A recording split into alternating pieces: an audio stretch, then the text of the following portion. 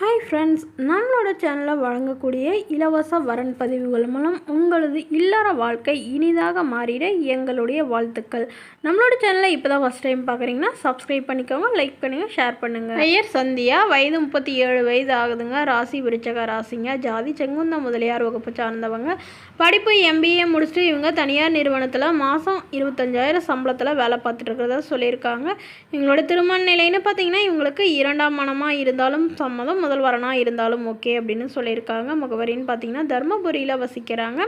So இவங்களுக்கு ஏற்கனவே திருமணமாகி இவங்களுடைய கணவர் அதாவது ஒரு நோய் வந்து தவறிட்டதாக சொல்லியிருக்காங்க. அதனால் தனிமையில் தாங்க வசிச்சுட்டு இருந்திருக்காங்க. இவங்களுக்கு ஒரு பையன் இருக்காங்க, அவங்க படிச்சுட்டு இருக்காங்க. ஸோ அதனால் தனக்கும் தன்னோட பையனுக்கும் நல்ல ஒரு துணையாக இருக்கக்கூடிய மணமகனாக வேணும்னு இவங்க எதிர்பார்க்குறாங்க. ஏன்னா இவங்க அப்பா அம்மா வீட்டுக்கெலாம் போகலைங்க. இவங்களுக்கு உடன் பிறந்தவங்க ஒரு அண்ணா மட்டும்தாங்க. அப்பா இல்லைங்க, அம்மா மட்டும்தாங்க இருந்தாங்க. அவங்களும் அண்ணாவோடையே போயிட்டதுனால ஸோ இவங்க நமக்காக ஒரு துணை வேணும்னு எதிர்பார்க்கறதுனால இப்போ மறுமணம் பண்ணுறதா முடிவு பண்ணியிருக்காங்க. அதனால் என்ன சொல்ல வராங்கன்னா, பெரிய வசதியாலாம் இருக்கணும்னா அவசியம் இல்லைங்க. ஓரளவு படித்த மாப்பிள்ளையாக இருக்கணும், ஒரு நல்ல ஒரு கௌரவமான வேலையில் இருக்க மாப்பிள்ளையாக வேணும் அப்படின்னு எதிர்பார்க்குறாங்க. ஸோ இவங்களுக்கு வீடு நிலம்னு ஓரளவு வசதியெலாம் இருக்குதுங்க. ஒரு 4 வீடுக்கு மேலே வாடகைக்கு விட்டுருக்கிறதா சொல்லியிருக்காங்க. அதனால் ஒரு 5-6 ஃப்ளாட்டும் வாங்கி போட்டிருக்கிறதாகவும் சொல்லியிருக்காங்க. ஸோ இந்த மணமகளை உங்களுக்கு பிடிச்சிருந்தா கீழே உள்ள வாட்ஸ்அப் நம்பரை தொடர்பு கொள்ளவும். அடுத்த வரன் பெயர் பார்த்தீங்கன்னா திவ்யதர்ஷினி. வயசு 38 வயசு ஆகுதுங்க. ராசி துலாம் ராசிங்க. ஜாதின்னு பார்த்தீங்கன்னா செங்குந்த முதலியார் வகுப்பை சார்ந்தவங்க.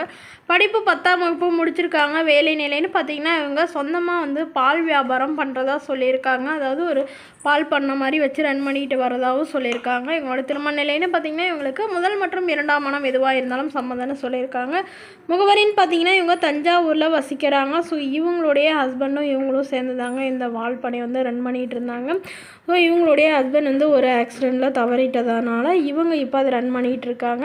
இவங்களுக்கு 2 பெண் குழந்தைங்க. ஸோ அவங்களுக்குலாம் திருமணம் பண்ணிட்டதுனால இவங்க மட்டும் இப்போ தனிமையில் இருக்கிறதா சொல்லியிருக்காங்க. அதனால் கடைசி காலத்தில் தன்னுடன் ஒரு நல்ல துணை வேணும் அப்படிங்கிறதுக்காக இப்போ மறுமணம் பண்ணுறதா முடிவு பண்ணியிருக்காங்க.